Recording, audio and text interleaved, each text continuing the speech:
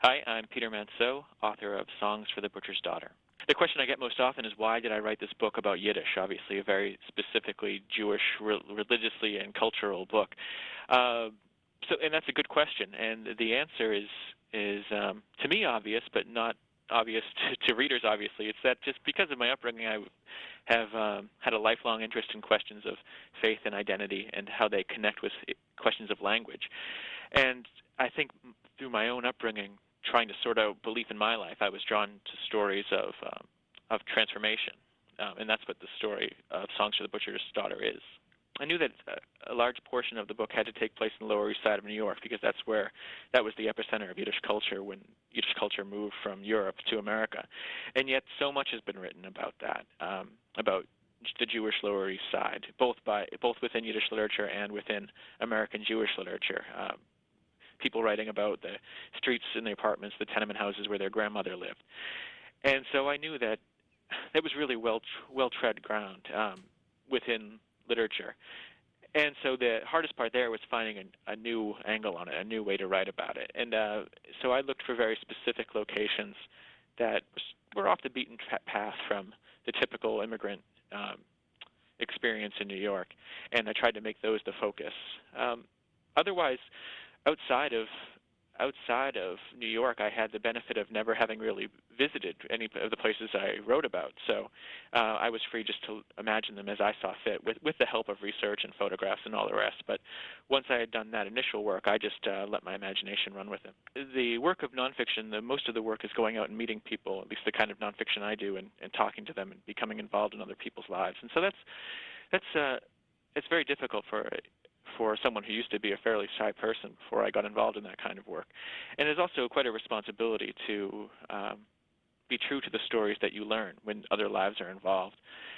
Fiction, on the other hand, it involves something closer to magic. I mean, just letting the story take you away and learning it as you go and being true to the characters you create, but ultimately they all are your creation. And so you have no responsibility to those outside the page. Well, my first job after college, one of them was I was actually a collector of used Yiddish books for an organization called the National Yiddish Book Center. And part of that job was that I drove a truck up and down the East Coast collecting books from elderly Jews who could no longer read them, or from family members who could truly not read them. They could no longer read the language. And so they donated them to this organization. And young workers like myself went out and picked them up. And along the way, I had a window into a world that I was never really a part of, this world of Eastern European Jewish Yiddish-speaking culture that had come over to America to start a new life. And I heard a lot of stories along the way, and I spoke to not a few people who considered themselves great undiscovered poets and novelists, and really learning their stories. I wanted to tell their stories, and I wanted to do justice to the world that had created them. So that was the kernel of the book. All those experiences were about 10 years ago, so I've been really turning it over in my mind since then, wondering what the best way to tell their story would be.